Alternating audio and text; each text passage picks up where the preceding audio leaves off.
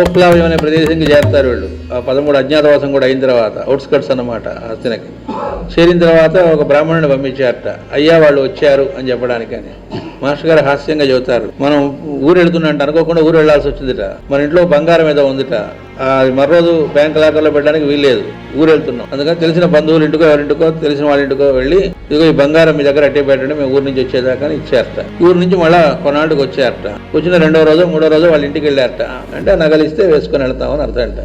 అలా మంచిది అని చెప్పి అనుకోండి, దాని మాట ఎత్తట్లేదు అనుకోండి, అట్లా ఆ మంచిది అన్నట్ట ధృతరాష్ట్రుడు వీళ్ళంతా. ఏది ఆ బ్రాహ్మణుడితో వాళ్ళు వచ్చిన తర్వాత ఏమన్నారంటే మంచిది అన్నారండి, వచ్చారంటే వెరీ గుడ్ అన్నారు. అప్పుడు ఈయన చేశారట ధృతరాష్ట్రుడు సంజయుడు అనేవాడిని పంపించారట. మాస్టర్ గారు సరస్వజాతీయంలో చెబుతారు, సంజయుడిని పిలిచి నువ్వు వెళ్ళి వాళ్ళు రాజ్యం అడగకుండా ఉండేట్లుగా మాట్లాడిరా అన్నాడు.